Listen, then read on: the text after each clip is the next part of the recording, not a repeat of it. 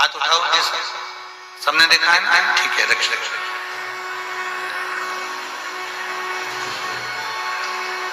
केवल एक ही फूल है पारिजात का, हार श्रृंगार का, जो पुष्प तोड़कर भगवान देवाधिदेव महादेव को नहीं चढ़ाया जाता। कौन सा फूल?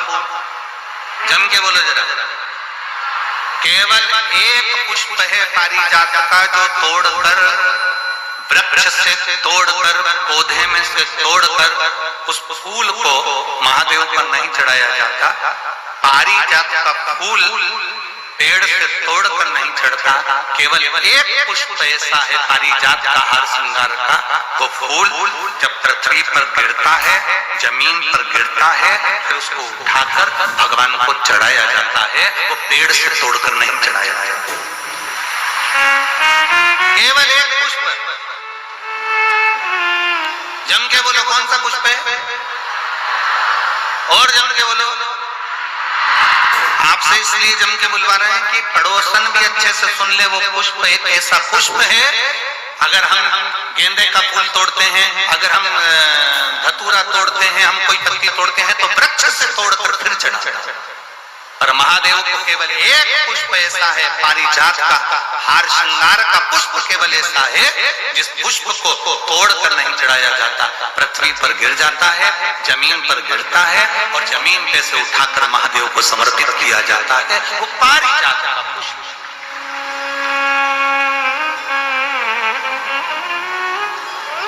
बोल बम का नारा है, केवल एक। अब लोग कहें कि गुरुजी ये पारिजात का फूल जमीन पर गिरता है, फिर उसको उठाकर भगवान को चढ़ाया जाता है, तो वो तो जमीन पर गिर गया, शुद्ध हो गया, बेकार हो गया है। लोग कहेंगे कि कीचड़ का है, धूल का है, मिट्टी का है। शिव महापुराण की कथा कहता है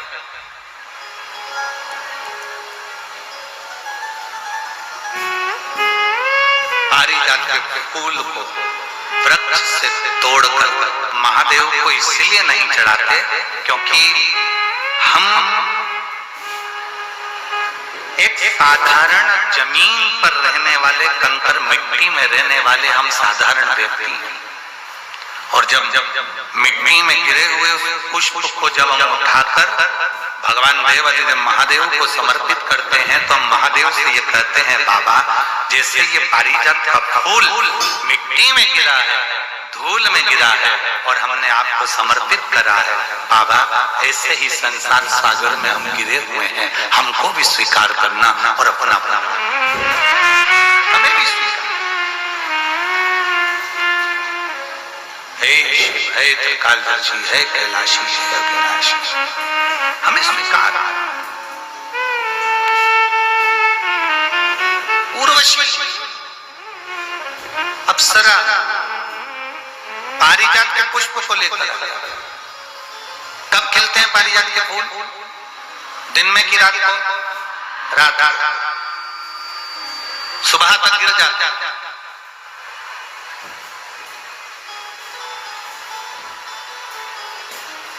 लगभग दशहरे के समय पर, दशहरे से आगे पीछे ही ये पारिजात के फूल ज्यादा आते हैं।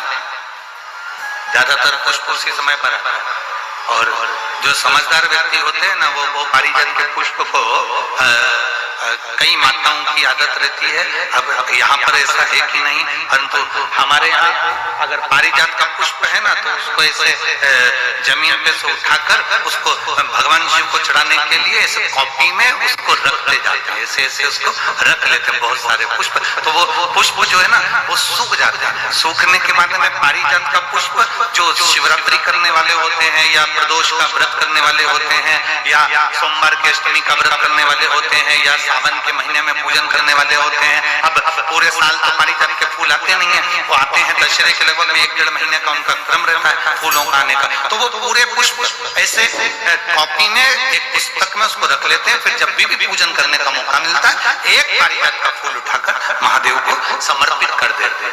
कई लोग पारिजात का पुष्प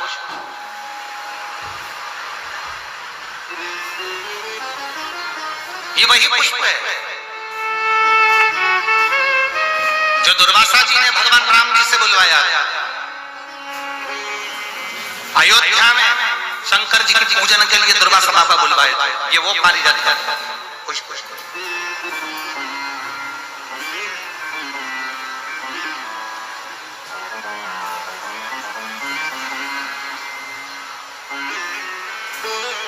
एक पारिजात का पुष्प और 5 पारिजात वृक्ष की पत्तियां। बहुत ध्यान देना, बहुत अच्छे से ध्यान देना। एक पारिजात का पुष्प, 5 पारिजात वृक्ष की पत्तियां, 5 बेलपत्र। जितने लोग आस्था पर देख रहे हैं, टीवी पर देख रहे हैं, यूट्यूब फेसबुक पर देख रहे हैं, वो थोड़ा सावधानी से 5 बेलपत्र, 5 पारिजात वृक्ष की पत्तियां, 1 पारिजात का पुष्प। प्रयास करा करो कि प्रत्येक प्रदोष पर या प्रत्येक शिवरात्रि पर उसको समर्पित किया जाए। प्रयास। बेलपत्री भी उठा कर ले आना, पारिजात की पत्तियां भी लेकर जाना और पारिजात का जो पुष्प है वो भी लेकर जाना। एक बार कर देखना। जितने लोग वॉकर लेकर चल रहे हैं, जितने लोग लाठी टेक कर चल रहे हैं, जिनकी कमर में प्रॉब्लम हो गई, जिनकी डिस्क की प्रॉब्लम हो गई, जिनके गुरिये खसक गए या घुटने में गैप आ गया या डॉक्टर ने कह दिया कि ऑपरेशन करना पड़ेगा, एक बार कर दे। 5 बेलपत्र, 5 पारिजात की पत्तियां, 1 पुष्प पारिजात का किसी भी शिवरात्रि पर, हर महीने शिवरात्रि आती है, किसी भी शिवरात्रि पर बाबा को समर्पित करिए। 1 लोटा जल समर्पित कर दो और बाबा पतालेश्वर महादेव का नाम लेकर समर्पित कर उसको उठा लो। पहले जो बेलपत्री लेकर आए हो, रोज 1 बेलपत्री 5 दिन तक खाना है। फिर 5 जो पारिजात की पत्तियां हैं उसको रोज 1 पत्ती को खाना है। आखिरी में जो पुष्प है वो पुष्प को खा लेना है। 15 दिन के अंदर तुम्हारा घुटना और तुम्हारी कमर काम करना प्रारंभ करेगी और तुम उठकर चलोगे। पारिजात का पुष्प बड़ी आनंदता देता है, उसको स्वीकार करते हैं। भगवान शंकर उसको सुनते हैं। एक पत्र और है, बड़ा सुंदर है।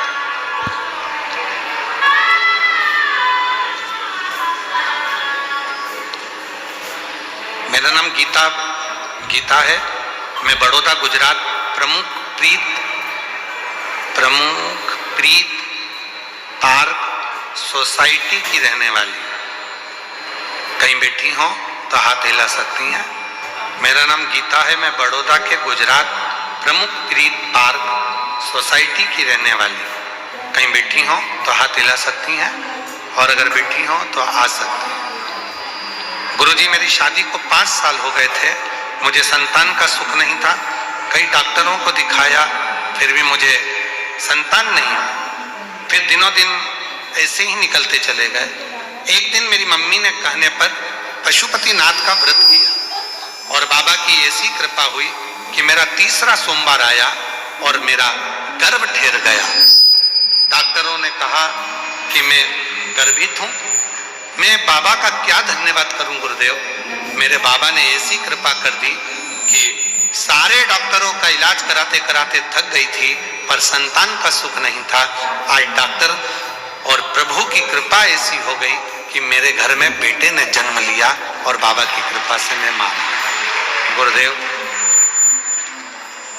आप जब ऑनलाइन शिवरात्रि की पूजन कराते हो सावन के महीने में, आप कहते हो कि अपने घर में जब शंकर भगवान की ऑनलाइन पूजन करोगे, जो मांगोगे 1 बेलपत्र उठाकर रख लोगे और जो मांगोगे वो मिलेगा। मेरे बाबा ने मेरे यहाँ औलाद तो दे दी पर हम किराए के मकान में रहते थे। संतान तो दी पर मकान नहीं था। पति और मैंने दोनों ने शिवरात्रि का पूजन करा। सावन के महीने के बेलपत्र उठाकर रख ली। हम नहीं जानते थे कि उस बेलपत्र का कितना महत्व है। आज बाबा से केवल एक ही बात मांगी थी कि मेरा खुद का मकान हो जाए और बाबा से तो हमने 1 मंजिल का मकान मांगा था, आज बाबा ने मुझे 3 मंजिल का मकान दे दिया। मैं बाबा को धन्यवाद देने के लिए यहाँ पर आऊँ। कहीं बैठी हो तो बहुत बड़ी तकलीफ आकर खड़ी हो गई, और उस दुख की घड़ी में अगर दरवाजे पर कोई अपना आकर खड़ा हो जाए तो समझ लेना कि सारे रिश्तेदारों में सबसे श्रेष्ठ रिश्तेदार वही है जो दुख की घड़ी में हमारे गेट पर खड़ा है, जो हमारे गेट पर खड़ा। आ जाइए।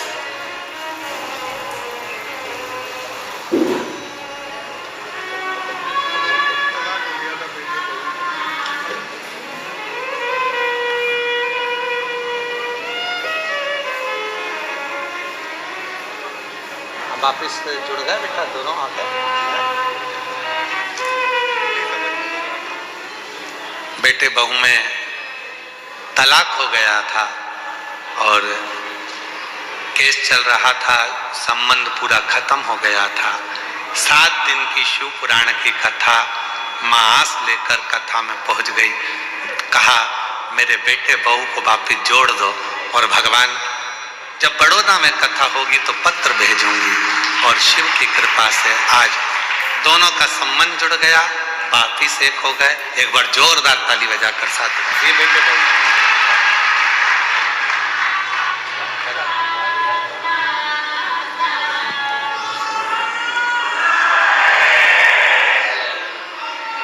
एक विश्वास, एक दृढ़ता।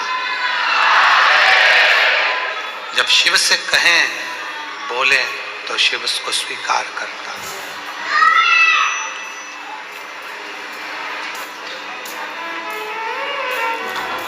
गेट, बेड और डेथ, 3 है।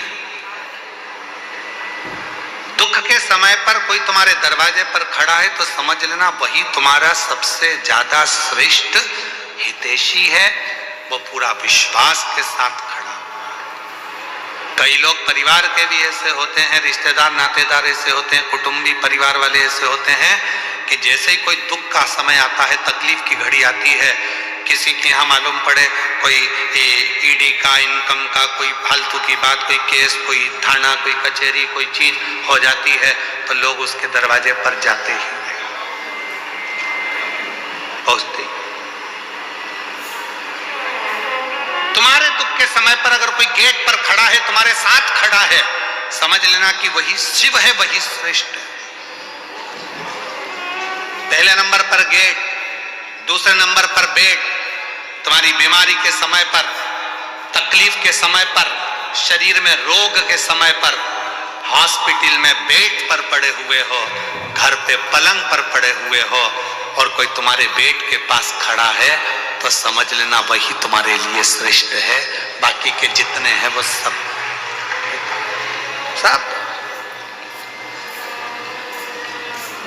श्रेष्ठ वही है। कौन कौन है परिवार में? तो कहा मेरे 4 मामा जी हैं, 3 मौसी जी हैं, मेरा 4 बेटे हैं, 4 बहुएं हैं, मेरी लड़की दामाद 3 है, 3 मेरी बेटी हैं, 3 दामाद हैं, दामाद के बच्चे हैं, मेरा देवर है, देवरानी है, जेठ है, जेठानी है, और मालूम पड़ा शरीर में कष्ट आ गया, रोग आ गया, हॉस्पिटल में पड़े हो, और हॉस्पिटल में पड़े हो और मालूम पड़ा एक दिन भी अगर परिवार वाले तुम्हारे बेड के पास आकर खड़े नहीं हुए, तुम्हारे दरवाजे पर आकर खड़े नहीं हुए, तो वो रिश्तेदार किस काम के? और कोई दूसरा हॉस्पिटल में बीमार व्यक्ति अपने मरीज को देख रहा था और साथ में तुम्हारी भी देखभाल कर रहा है, तो उससे बड़ा दुनिया में कोई नहीं हो सकता। वो बेड के पास खड़े होकर तुमको परिवार इतना बड़ा, घर इतना बड़ा, कुटुंब इतना बड़ा, रिश्ते इतने सारे, पर गेट पर, बेड पर और डेट मतलब तारीख, कहीं कचहरी में तारीख चलती है, कहीं कोर्ट में तारीख चलती है, कहीं दुख की तारीख होती है, कहीं तकलीफ की तारीख होती है। परिवार वालों से कहा हमारे ऊपर ये ऐसे तकलीफ है, अपन उस तारीख को वहां चलेंगे, तुम हमारे साथ चलना, अपन उस तारीख को वहां चलेंगे, तुम हमारे साथ चलना। कोई उस डेट में खड़ा नहीं होता तो रिश्ते नाते कुटुंब कबीले किस काम के, परिवार किस काम के? गेट, बेड और डेट। ये तीन ऐसे हैं, दुख के समय पर, तकलीफ के समय पर कोई यदि आपके साथ दरवाजे पर खड़ा है, बीमारी के समय पर कोई आपके पलंग के पास खड़ा है और कोई तारीख पर आपके साथ खड़ा है, तो समझ लेना कि आपका अपना है, आपका कष्ट आपका अपना है, वो कोई दूसरा नहीं, वो श्रेष्ठ है, वो श्रेष्ठ है।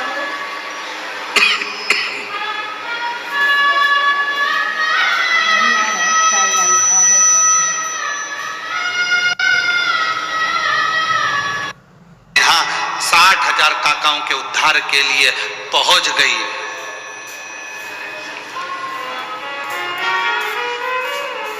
गंगा सागर में पहुंच गए। अब गंगा को शिव नहीं मिल रहा है, गंगा को शंकर का दर्शन नहीं हो रहा, गंगा शिव को देख नहीं पा रही है, गंगा शंकर के करीब नहीं रह पा रही है, गंगा शंकर भगवान का मुख नहीं देख पा रही है। नैनों से नीर बह रहा था। भगवान नारायण का दर्शन गंगा जी को हुआ। नारायण ने पूछा, क्यों गंगा, कैसी हो? गंगा जी कहती हूं तो अच्छी, पर जिन शिव की जटा से निकली हूं उनके पास जाने के लिए वापस तरस रही हूं, मिल नहीं पा रही हूं। कोई ऐसा साधन बता दो कि मुझे शंकर का दर्शन हो जाए। गंगा, मैंने तो सुना है शंकर भगवान जिसको अपना बना लेते हैं उसको दूर नहीं करते हैं, तो शिवजी ने तुझे दूर कैसे कर दिया? गंगा जी कहती हैं, शंकर भगवान ने दूर नहीं करा, मैं मेरी अहंकार से शिव से दूर हो गई। शिवजी ने कहा था, मत जा गंगा, मैं तुझे अपनी जटा में हमेशा रखने को तैयार हूं, तू इस जटा में विराजमान रहे। पर गंगा, मैंने शंकर भगवान से कहा तुम मुझे छोड़ो, मैं भागीरथ बाबा के 60,000 काकाओं का उद्धार करूंगी और तुम्हारा दर्शन करने आ जाऊंगी, पर ऐसी बह रही हूं, निरंतर ऐसी बह रही हूं कि शिव का दर्शन मुझे वापस मिलता ही नहीं है। आप कुछ कृपा करो। भगवान नारायण ने शंकर जी से प्रार्थना करी, आप कुछ करिए। शंकर जी ने पार्वती से कहा, पार्वती, गंगा का जल लेकर ही मुझ पर चढ़ा। पार्वती जी ने पूछा, जो गंगा तुम्हारी जटा पर बैठी है उसी का जल तुम्हें चढ़ाऊं, तो इसका मतलब क्या है? शंकर भगवान कहते हैं कि वो गंगा मेरे दर्शन करने के लिए तरस रही है, अगर तू गंगा का जल मुझ पर चढ़ाएगी, वो गंगा मेरा दीदार कर पाएगी, तो मैं तुझे वर प्रदान कर दूंगा। वर दे। उस दिन से ब्राह्मणों ने, ज्योतिषों ने, विद्वानों ने नियम बनाया। लोग कहते हैं शंकर जी को गंगा जल से स्नान कराओ, गंगा जल चढ़ाओ। क्यों? तो कहा, गंगा जल से शिव जी क्यों प्रसन्न होते हैं? उसका प्रसन्न होने का कारण यह है कि शंकर जी प्रसन्न होते कि नहीं होते, पर गंगा शिव पर चढ़ती है, दर्शन करती है, तो गंगा वर देती है कि तूने मुझे शंकर से मिला दिया, जा, मैं तेरे ऊपर कृपा करती हूँ, तेरी भंडार भरती हूँ, तुझ पर दया करती हूँ, कृपा करती हूँ, मैं तुझ पर दया करती हूँ। और मिलाने वाला कितना श्रेष्ठ होता है आप सबको मालूम है। मिलाने वाला,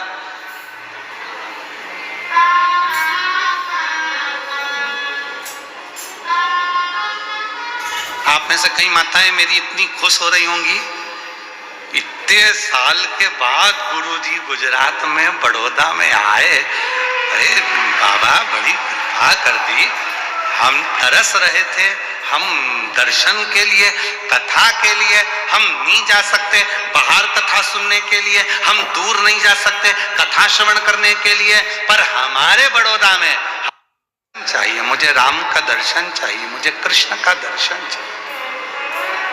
बताओ मेरे भाग्य में है कि मेरी किस्मत में है?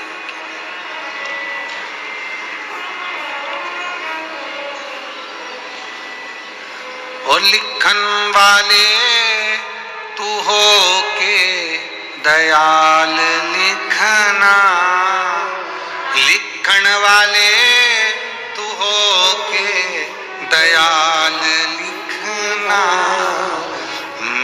हृदय अंदर शिव जी का नाम लिखो, मेरे हृदय अंदर शिव जी का नाम। माँ जब अपने बच्चे के हाथ में कलम पकड़ाती है, पेंसिल पकड़ाती है, पेन पकड़ाती है, कॉपी देती है, लिखो लिखो,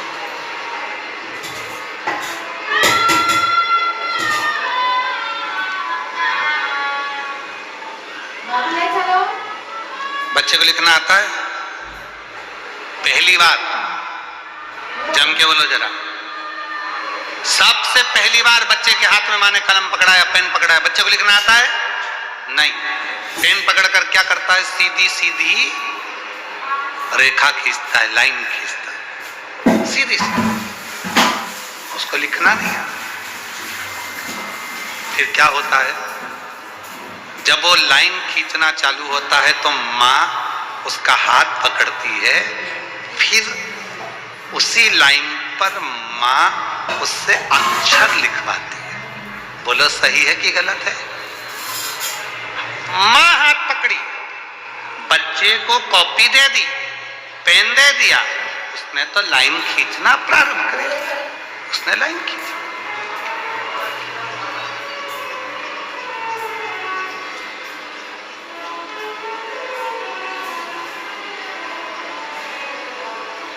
माँ ने हाथ पकड़ा और उसको खिंचाना प्रारंभ करा। यही शिव पुराण कहती है। शंकर के मंदिर में जाकर शिव जी को जल चढ़ाकर जब कोई चंदन की 3 लाइन भगवान शंकर के शिवलिंग पर खींचता है, शंकर उसका हाथ पकड़कर उसका भाग्य लिखना प्रारंभ कर देते हैं।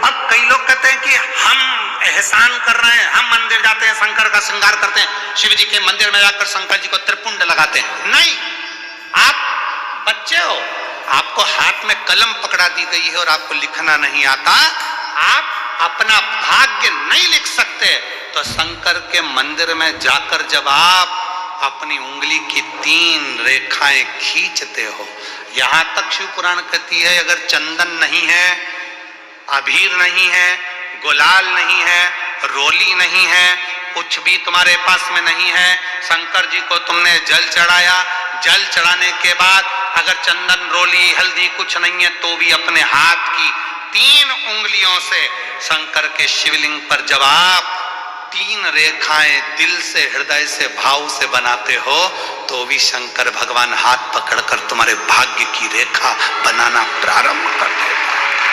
भाग्य की रेखा, भाग्य की रेखा बनाना प्रारंभ कर देगा। शिवा रोती नहीं बेटा, आंसू पोछो ले, आंसू पोछो बेटा, आंसू पोछो। हिम्मत टूट चुकी थी इसकी, हर जगह से हार गई थी, इतनी दुखी हो गई थी कि शरीर भी रखूं कि ना रखूं, पर रोती नहीं बेटा, है बेटा, आंसू पोछो, आंसू पोछो, आंसू पोछो बेटा, बाबा है सब।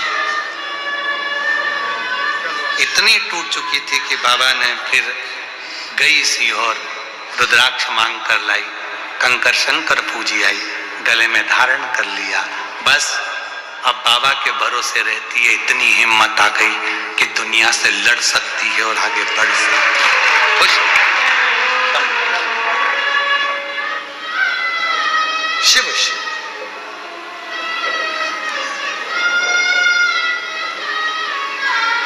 एक विश्वास, मेरा तू ही तो हमदर्द, जिसे हर दर्द कहता हूँ, मेरा तू ही तो हमदर्द, जिसे हर दर्द कहता हूँ,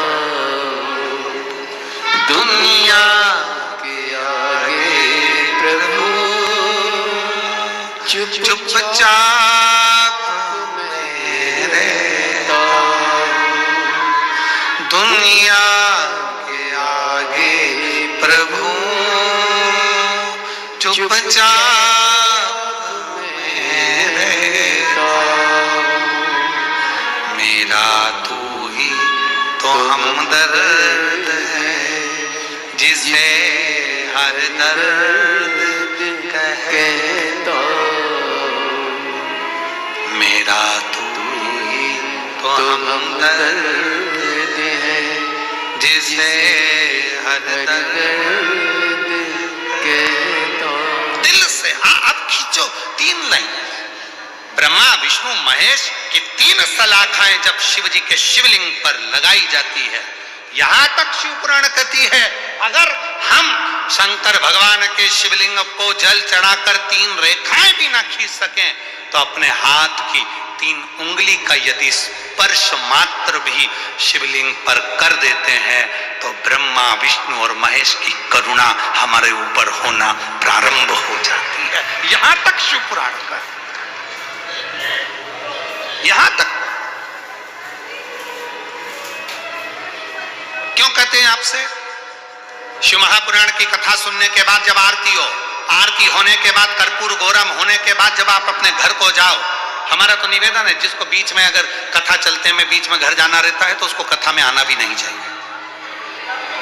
अगर आपको कथा के बीच में उठना है, घर जाना है, हाँ नहीं मैं 1 बजे से 4 बजे तक कथा, मुझे 3 बजे घर जाना है, तो कथा में मत आओ। आप अपने घर पे टीवी में कथा सुनो, अपनी जिंदगी का आनंद पाओ। कौन कह रहा है कि जाओ? 1 बजे से 4 बजे तक कथा है तो 4 बजे जब कथा विराम हो, आरती हो, वहां की मिट्टी को अपने हृदय से लगाओ, मस्तक से लगाओ, प्रणाम कर कर बाबा से झोली पसार कर विनय करो, बाबा तेरी कृपा से बड़ी मुश्किल से कथा मिली है, ना जाने बड़ौदा में तू फिर कब आएगा, कब कृपा करेगा, ना जाने कौन सी मेरी किस्मत पलटाना होगी जो तू मुझे कथा के पंडाल में ले आया। अगर तू नहीं बुलाता तो मेरे घर में कोई ना कोई उलझन आ जाती, नहीं आ पाती, कोई विवाह शादी में चली जाती, कोई टेंशन में पड़ जाती, कथा में नहीं पहुंच पाती, पर तूने मुझे बुलाने के लिए सारी चिंताएं समाप्त कर दी और मुझे बुलाया है। मैं समझ गई शादी में अगर कोई किसी को बुलाता है तो विदाई में कुछ ना कुछ देकर भेजता है, तूने मुझे कथा में बुलाया तो तू भी कुछ ना कुछ देकर जरूर भेजेगा। मैं आई हूं तेरे आश्रित होकर, तेरे भरोसे होकर, तुझ पर टिड़ा कर कर, तेरे पर विश्वास कर कर मैं तेरे पास पहुंची हूं और ये पक्का भरोसे से कहती हूं मेरा तू ही तो हमदर्द है जिसे हर दर्द के तो। नहीं आती बच्चों को लिखना नहीं आता पर लाइन खींचना तो आता है। बच्चा दीवार पे लाइन खींच देता है, बच्चा कॉपी में लाइन खींच देता है, माँ हाथ पकड़कर उस बच्चे को लिखना सिखा देती है। उसी तरह जो शंकर के मंदिर में जाकर 1 लोटा जल चढ़ाना प्रारंभ करता है, 3 रेखाएं खींचना प्रारंभ करता है, चंदन लगाकर त्रिपुंड बनाना प्रारंभ करता है, बाबा उसके भी जीवन में सुख हाथ पकड़कर देना प्रारंभ कर देता है। सुख देना, प्रसन्नता देना।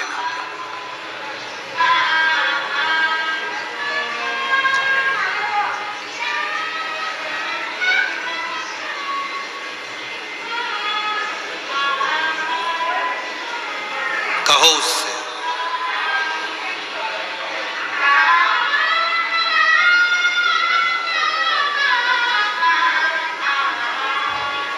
एक पत्र में एक बहन जी ने लिखा है, जल्पा बेन गोहिल,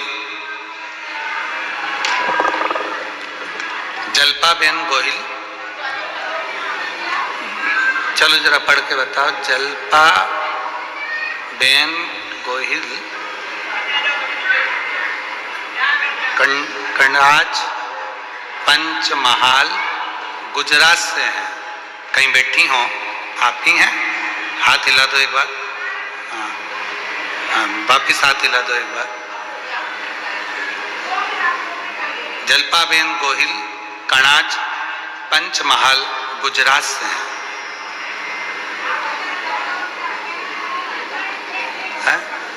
माताएं हैं, जिनका नाम ये है जलपा बेन, कौन सी है? जलपा बेन, हाथ हिलाएं। जलपा बेन गोहिल, हाथ हिलाइएगा। हाँ ठीक है, दिख गए, आ जाइए। एक लोटे जल का शिवरात्रि के दिन गेहूं के उपाय का आपने बताया था गुरुदेव। गुरुदेव, मेरी मां को एक बीमारी है, पॉलीसिथीमिया कर एक बीमारी होती है जिसमें ब्लड चढ़ाया जाता है। डॉक्टर के हिसाब से वो बीमारी कभी समाप्त नहीं होती, अंतिम सांस तक रहती है। पर गुरुदेव, आपने कहा था कि पंडाल में बैठकर कथा सुनो, आखिरी में पंडाल की मिट्टी को अपने शरीर पर लगाकर जाओ, बाबा आपके दुख को दूर जरूर करेगा। गुरुदेव, मैंने सूरत डिंडोली के दूसरे दिन की कथा पंडाल में बैठकर सुनी और मेरी माता को मैंने वो मिट्टी ले जाकर दी और मम्मी ने शरीर पर लगाई। आज बाबा को धन्यवाद देने के लिए आई हूं कि मेरी मम्मी की वो पॉलीसिथीमिया की बीमारी पूरी की पूरी समाप्त हो गई और बाबा की कृपा से मेरी मम्मी पूरी ठीक हो गई। गुरुदेव, बाबा बाबा है, देने में कमी नहीं करता, वो इतना देता है गुरुदेव कि जो मांगो वो प्रदान कर देता। मैं बाबा को नमन करने आया हूँ। एक लाइन अच्छी लिखी है कि लुटा दिया भंडार काशी वाले ने, कर दिया माला काशी।